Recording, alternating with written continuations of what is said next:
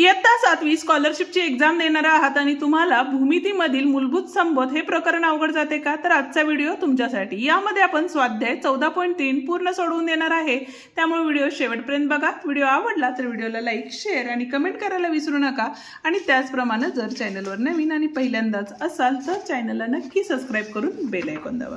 बघूया पहिला प्रश्न काय दिलेला आहे।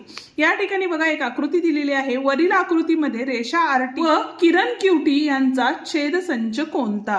आता या ठिकाणी बघा आरटी मध्ये कुठे आहे बघा, रेषा आरटी आहे म्हणजे इथून इथपर्यंत आहे आणि क्यूटी दिलेली आहे म्हणजे क्यू पासून टी पर्यंतचा किरण आहे। किरण असल्यामुळे रेषा या साईडला असणार आहे, बरोबर आहे। आणि आरटी म्हणजे ही रेषा काय असणार आहे, इथून इथपर्यंत असणार आहे, बरोबर आहे।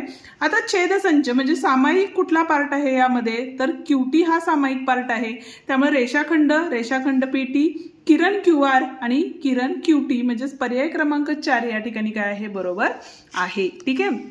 दुसरा प्रश्न बघूया काय सांगितलेलं आहे बघा। या ठिकाणी किरण ए बी व किरण बी ए यांचा सामायिक बिंदूंनी तयार होणारी आकृती कोणती। आता या ठिकाणी बघा किरण ए बी आणि किरण बी ए, ठीक आहे, आणि सामायिक बिंदूंनी तयार होणारी आकृती म्हणजे कुठली झाली, रेषा झाली, बरोबर आहे। रेषा ए बी न येता बिंदू घेतो आपण, त्यामुळे ए आणि बी रेषाखंड आहे, त्यामुळे चौथा पर्याय या ठिकाणी काय आहे, बरोबर आहे। ठीक आहे। तिसरं गणित बघा काय सांगितलेलं आहे। A B C D E F यातील कोणतेही 3 बिंदू एका रेषेवर नाहीत तर प्रत्येकी 2 बिंदूंना जोडणारे किती रेषाखंड काढता येतील। आता एकूण बिंदू किती आहेत बघा, 1 2 3 4 5 6, बरोबर आहे।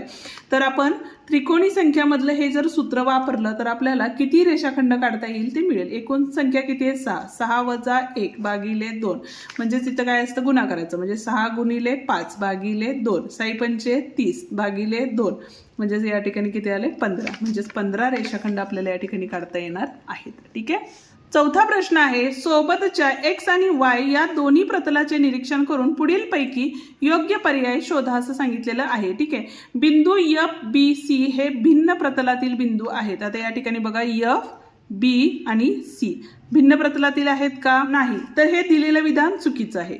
दोन्ही प्रतले छेदतात तेथे किरण तयार होतो। आता जिथं बघा दोन्ही प्रतल छेदतात तिथं किरण तयार होतो का, नाही होत। ठीक आहे। त्याच्यानंतर बघा ए जी आणि ई, ए जी आणि ई हे एकाच प्रतलातील नैक रेषीय बिंदू आहेत। यस, एकाच प्रतलात आहेत पण नेक रेषीय बिंदू आहेत म्हणजे पर्याय क्रमांक 3 या ठिकाणी बरोबर आहे। ठीक आहे। दोन्ही प्रतले परस्परांना समांतर आहेत का, समांतर नाही, तर एकमेकांना छेदलेले आहेत। ठीक आहे। आता या ठिकाणी बघा पाचवा प्रश्न काय सांगितलेला आहे, सोबतच्या आकृतीमध्ये परस्परांविरुद्ध असणारे किरण कोणते। आता या ठिकाणी ओसी आणि ओए विरुद्ध आहेत का, नाही। ओसी आणि ओबी, ओसी आणि ओबी हे सुद्धा नाही। ओए व ओडी, ओए आणि ओडी हे सुद्धा नाही आहे। ओबी व ओए म्हणजे चौथा पर्याय या ठिकाणी काय आहे, बरोबर आहे। आता जो 6वा प्रश्न आहे त्याचं उत्तर काय येईल ते तुम्ही मला कमेंट करून नक्की सांगा। 7वा प्रश्न बघतोय काय सांगितलेले बघा, सोबतच्या आकृतीत एक इष्टिका चिती दिलेली आहे, पुढील पैकी किती गटामधील बिंदू एक प्रतलीय आहेत असं विचारलेलं आहे। ठीक आहे। या ठिकाणी बघा डी आणि एफ एक प्रतलीय आहेत का, नाही। त्याच्यानंतर डी एच जी सी म्हणजे हा पर्याय बरोबर आहे। ए बी सी हे सुद्धा एक प्रतलीय आहेत। ठीक आहे। त्याच्यानंतर ए बी